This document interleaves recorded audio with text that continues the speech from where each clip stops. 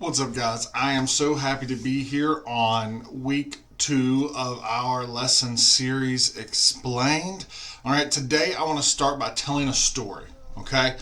Back in the day, there was this guy and a girl from 2 different tribes, okay? And they got married.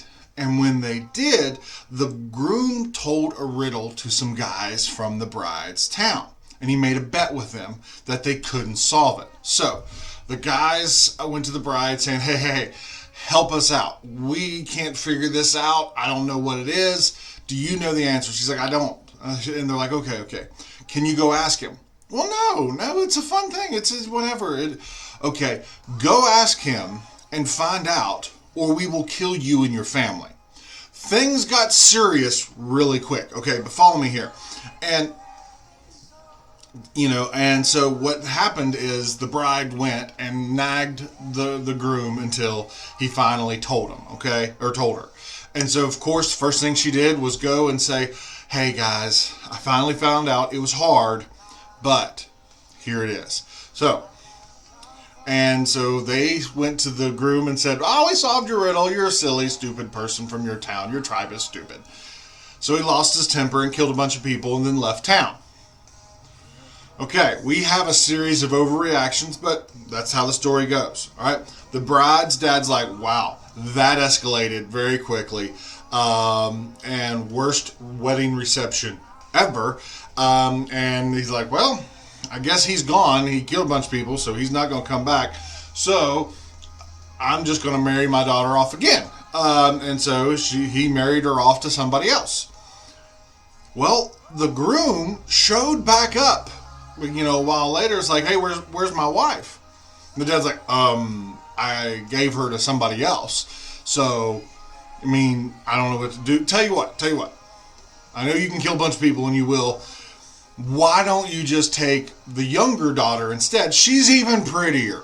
All right, first off, dad's not cool. Second, not cool, all right? And the groom's like, no. And he got angry again. Dude's got a short temper. So what he did then, he flipped out. He got a bunch of foxes and set their tails on fire. And so they were running like their tails were on fire because they were.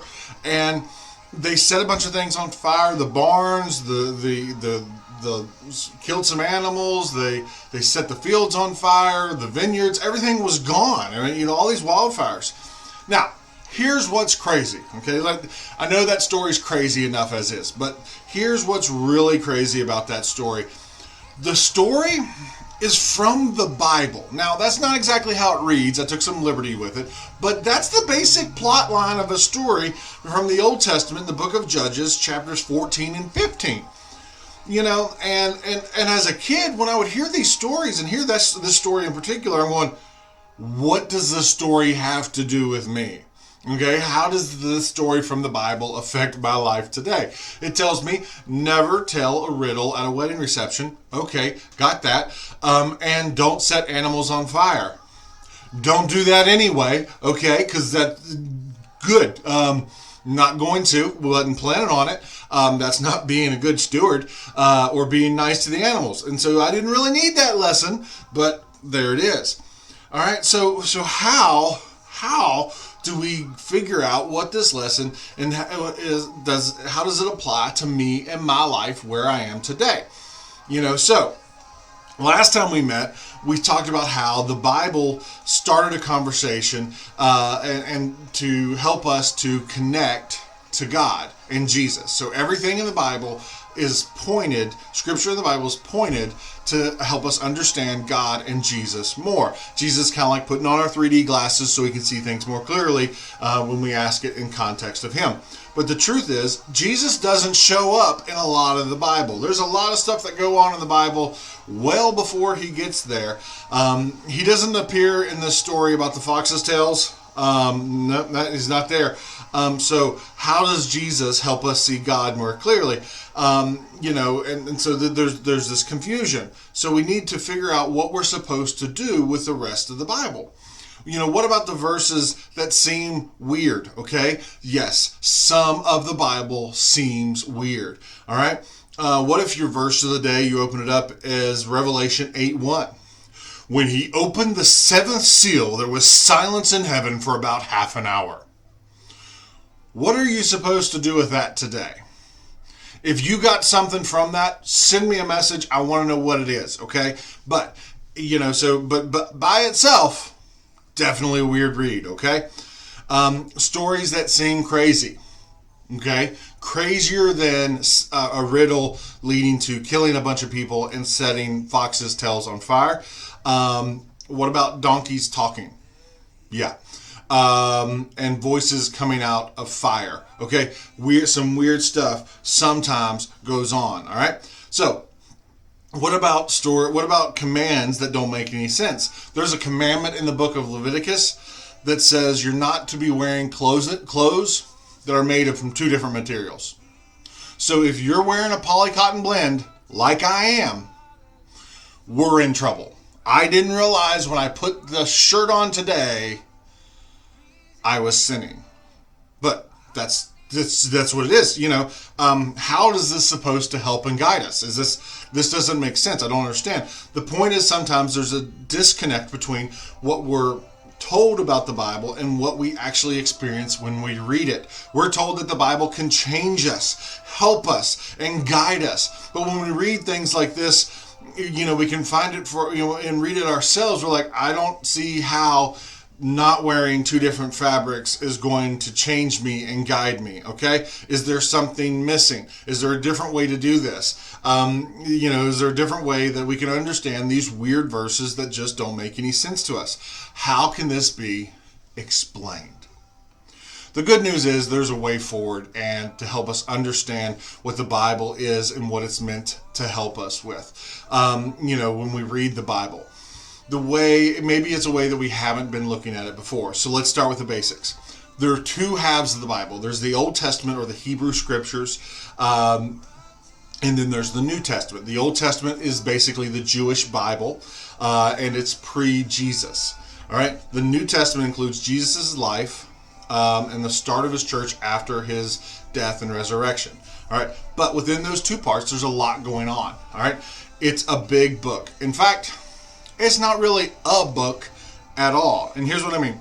The Bible is actually 66 different documents put together. That's a lot, all right? There's poetry books. There's books that include laws. There's law books given to the people in Israel. There are books about people in Israel. There's history books. There's wisdom books. There's books, books that are containing a lot of advice. There's letters. Lots of letters written down to different people, to different parts of the world, and they're all wrapped up into one big book. Now, think about this for a minute. To help us better understand what we're talking about, let's look at some of the books that you are reading and that you've read in your life, okay? Maybe there's a poetry book that's required reading for your English. Then there's a textbook for history class. Maybe you're reading a different book that your friend gave you for Christmas that you just can't put down. And then those books are nothing alike, okay? And after, and there's so much more going on. You're reading more than that. Either you're reading BuzzFeed, you're reading those articles. You've got instruction manuals for the new technology you got. And some of your friends are reading comics or anime, and so you're reading those too. And you got all these different things on there. And then on top of that, there's your text messages that you're reading. And now imagine if we put all those things that you're reading together and put a big binder around it and called it a book of your life. Okay? Your whole life in a book. I mean, it's kind of true, right? But here's the deal. A big part of your life is here, but at the same time, not all of it's there. And also, this giant book, to which part of it is your history textbook, which is not part of your life, but it's in there too. If someone were to open that up to learn about you and they open up to the history textbook part and say, well, evidently the War of 1812 was really important to them, or if somebody reads your text and go, well, that's just really bad poetry, and you're like, no, it's not, it's cool. You don't know what we're talking about. Or maybe they assume that everything is in chronological order. Maybe they would think that you were born during the American Revolution, you grew up during Shakespeare's time, and lived through the invention of cell phones. I know all this is ridiculous, but this is kind of what I'm getting at. We do this to the Bible all the time because the documents are on one big cover. We assume that that they're all part of the same thing, and they are, but they're not all congruent. We need to understand what they are. When we call it the Bible, we forget that it's a grouping of different books. We just lump it all into one. And that can be confusing the same way as your life, all the things you read grouped together. If you don't have everything together, you miss a point. When we read the Bible without understanding that we're actually reading 66 different documents, we're hugely missing an important piece of Scripture. We're missing context, okay? Context is incredibly helpful when we're reading the Bible. When you think of it this way. Think I'm not reading the Bible, I'm reading a document in the Bible. I'm not reading a book, I'm reading a letter written to a specific group of people or person living in the first century, or a piece of wise advice that a father wrote down for his son, or a history book recording everything that happened, or a song written to God by someone who knew him well, or an eyewitness account of someone who actually hung out with Jesus. Context matters, all right? It changes how we read everything. So we're going to look at two different passages today. The first one is from 2 Timothy. Here's what we know about this letter. It's called 2 Timothy because it was the second letter written to Timothy. Really ingenious naming, but that's what it is. It was written by the Apostle Paul. He was a close friend of Timothy. Timothy was a pastor at the church in Ephesus, a church full of people who were struggling with many different things. So that's what we know. And here's what he writes. So I'm encouraged to see what he's going to write. Only Luke is with me. Bring Mark with you when you come, for he will be helpful in my ministry. I sent Tychicus, whatever his name is, to Ephesus. When you come, be sure to bring the coat I left with Carpus at Troas. Also, bring my books and especially my papers. 2 Timothy 4:11 through 13. I mean, that's deep. That's so deep. My life has changed forever to realize that Paul left his coat somewhere. Okay? Context makes this make sense. Paul knows Timothy's coming to visit. By the way, I left my coat at so-and-so's house. Bring it with you when you come. All right. Here's the deal. If you've been in church for a while, you've potentially read this verse too, okay? This is Philippians 4:13. I know people get this tattooed on their forearm and all this stuff. And this is, for I can do everything through Christ who gives me strength. That's an awesome scripture. That I can do everything through Christ who gives me strength. With no context, we have found the magic genie Bible, okay? So I can dunk every time I want from half court, dunk it through Christ who gives me strength. I can pass Spanish without studying, and I can speak it fluently through Christ who gives me strength. I can get multiple dates this year through Christ who gives me strength, all right? With no context at all, this sounds like the formula for living the most excellent life ever. But here's the deal. Let's look at the context of what's going on here. It really helps. This was also written by the Apostle Paul, but this time to an entire church. Imagine, basically think about it, what if I left for a little bit and I was gone for like 6 months or whatever and wrote you a letter. That's kind of what's going on. I wrote you a letter.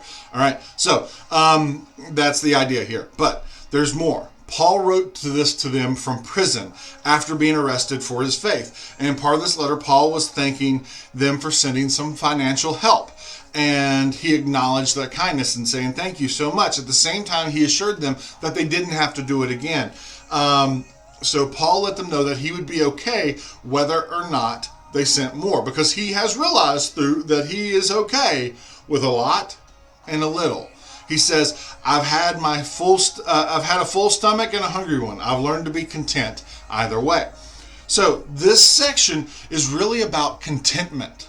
Okay? And Paul is letting them know that he's figured out how to be content with his life, whether it's good or whether it's bad. And remember, Paul is writing this from prison, so a lot of things are going wrong for him right now. So how can Paul find contentment? Even as he writes this letter from prison with very few things going his way, he says in Philippians 4:13, "For I can do everything through Christ who gives me strength."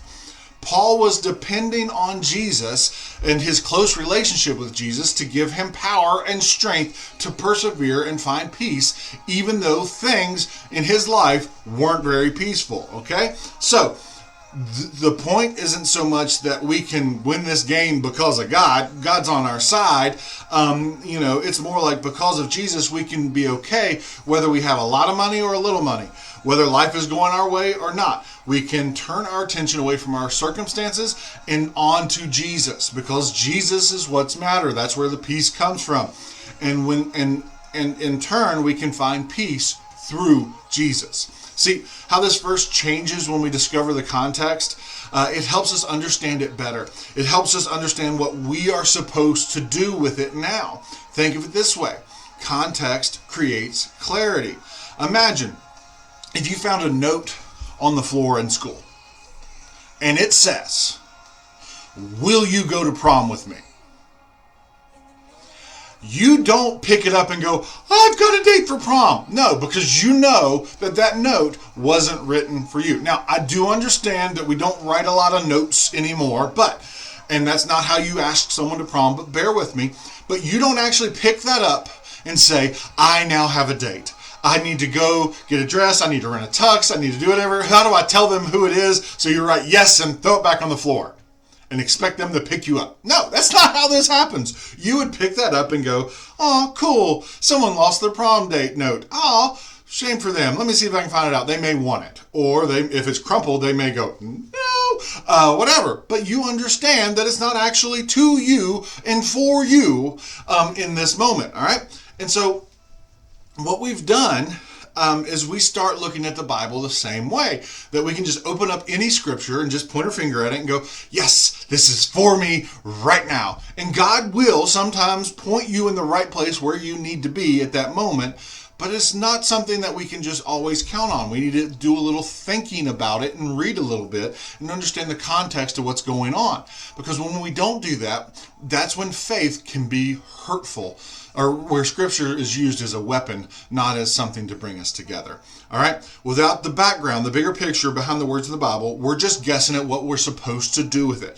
And if we don't, and don't miss this, if what we said is true last week, that the point of the Bible is to let us know God better, it's important for us it's too important for us just to guess at it and think we're close enough. All right? If we miss the backstory, we're going to miss the big picture. We run the risk of misunderstanding the God behind it all too. So, instead of being overwhelmed by what we don't understand, let's look at what we can learn at in context here. Next time that you come across a verse you don't understand, we got a couple questions that we want you to ask. One, who wrote it and who was it written to? Knowing who it was written to and who wrote it down is really important to help us understand what's going on. We need to know who the audience is. Start there. Why was it written down? 2 Timothy was written to encourage his friend in the leadership as a Christian. Philippians was written to remind a group of people that they are loved by God and by Paul, who wrote it, to encourage them to keep following Jesus. When you figure out the why, it can make a difference and help you understand with more clarity and make it easier to understand. Third thing we need to ask, what made people think this information should be written down or saved? Over thousands of years, there have been a lot of letters and a lot of things written down, but decisions had to be made of what about this text should we protect and what shouldn't we protect, and why did they do that? So we can see the significance of why they saved it. For, is this helpful to me or not? Okay, the whole Bible is important. The whole Bible is important, but not all parts equally help you in every single moment of your everyday. And that's okay. A tip could be to read scripture until you bump up against something that is helpful in your situation. Then stop there, okay? Maybe maybe write down a few thoughts about what you ran into and see why it's helpful and what it's doing for you, and what you plan on doing with it. The Bible has the ability to change our lives. But sometimes getting to the part that can be life-changing takes more than just closing our eyes, opening the book, and pointing a finger and going, that's it. Sometimes we need to look at and read through and do a little bit of research and know what we're reading, who it was written to, and how this really impacts me. We have to take that. We have to understand what context really means. Context creates clarity, and clarity helps us discover why something was written down. So it's helpful in our lives, and so when we look at things through the context of what's going on. And as we discover what's helpful, we become people who are changed for the better. So what if you and I made the decision to quit looking at the Bible with all kinds of confusion and start looking at it with courage instead? Instead of throwing up our hands and just giving up because it doesn't make any sense, what if we approached it with the curiosity and we really studied and dived into it and put the effort into it, discovering of why things were written? What if we took the Bible seriously, even when things don't make sense immediately? Put the effort in. It's worth it. Try me on it. I love you guys. See you soon.